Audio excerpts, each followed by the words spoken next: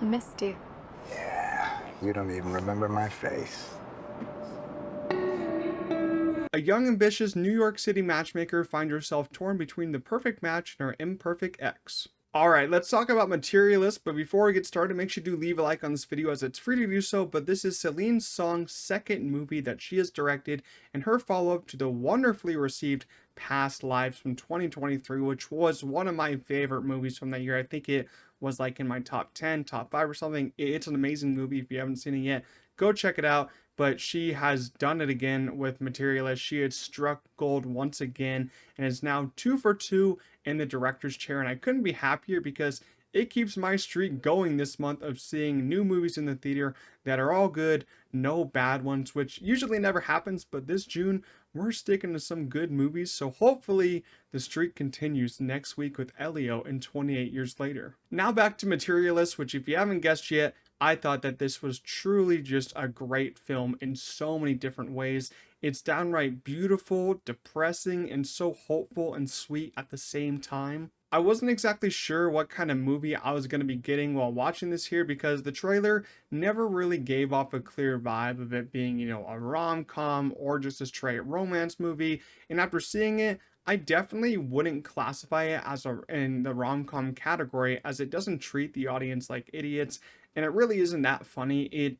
I would say it's more serious while it talks about the subject of relationships and matchmaking in particular, so I would mostly categorize it as a romantic drama. If you didn't know, Celine Song actually did work for a matchmaking agency in New York before her film career, and her past in that career inspired the whole idea of making this movie, and it shows as she's very detailed in what that job entails, and I'm going to be completely honest with you all, I didn't even know that this was a real job. I didn't know that real matchmakers, existed. It might make me seem stupid, but I didn't even know that was a real thing. But after watching Materialists, it seems like a very stressful job dealing with people's unrealistic expectations. Even though I love Celine Song's direction and blocking throughout the whole movie, the script is really what pulled me in and made me feel really emotionally attached to the story and the characters within it. Just like in Past Lives, Song shows that she has such a strong choice of words and how she uses them while writing these conversation in her scripts.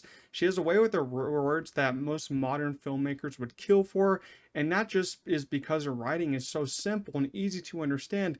Even when she is dealing with some very complex topics and themes, it all just comes together in such a powerful way and it resonates deep within. It's sad that in today's day and age of relationships that the first thing that most people care about is how rich a person is, how tall a man is, how fit a woman is, when realistically in a perfect world it should be that love is the first thing that you're looking for in a partner. And this movie does a perfect job at digging in deep on that topic because Pedro Pascal's character is kind of going through something. He's like, I felt kind of worthless before a certain surgery that he had. Then a lot of women looked at him differently in this movie.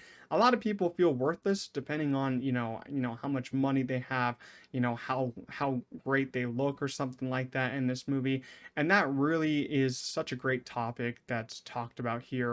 And I loved how it's built on the matchmaking topic because when you're doing a job in matchmaking, Dakota Johnson's character talks to these people, and what these people want is like, oh, I want a man that makes $200,000 a year. I want someone that's exactly 6'2", no lying about the height. They don't really care about the personalities. They don't really care about anything. They just want to someone that can kind of make them feel worthy of themselves to kind of latch on to someone for the rest of their lives.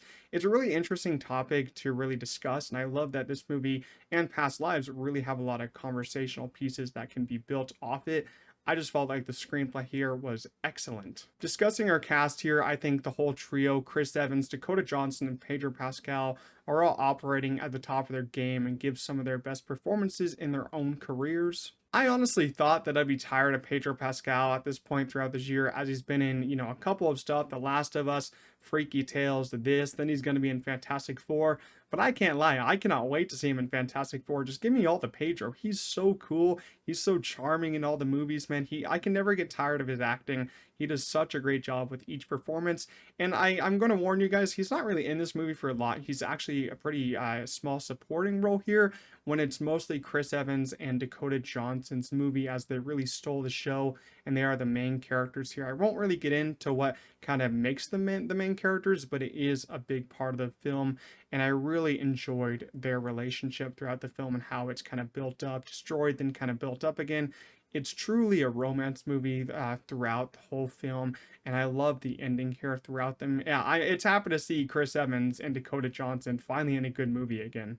I was a little bit worried about the runtime here because this movie is coming in at almost exactly 2 hours long, and when you're dealing with romance movies, they're usually about 90 minutes or so, 100 minutes. This one is a little bit longer than that, but I was never bored. I was truly locked into each scene, and that just shows the strength of Celine Song's direction and her screenplay here. I'm interested to see how it holds up on a rewatch, because I do want to go see it again in theaters, because I just really loved my time this one. Thought it was so beautiful. But yeah, the runtime is really good in my eyes. Overall, Materialists is another great film released this month, and now Celine Song is 2 for 2 in the director's chair. The screenplay really drew me into this movie and made me continue to love it as much as I did, because of how simple but complex and real it was while discussing romance and relationships in the modern world. I also thought the score by Daniel Pemberton was sweet, and I was really impressed with the cast, especially Chris Evans and Dakota Johnson. Materialist gets a strong 8 out of 10. If you enjoyed my review, make sure to smash that like button, as it is free to do so and it does help me out a lot. If you want to see more videos like this, subscribe to the channel. I post a couple reviews every single week. And if you did see Materialist, leave your own thoughts down below in the description. I love to talk about it with you guys, and I'll see you guys in the next one. Peace out.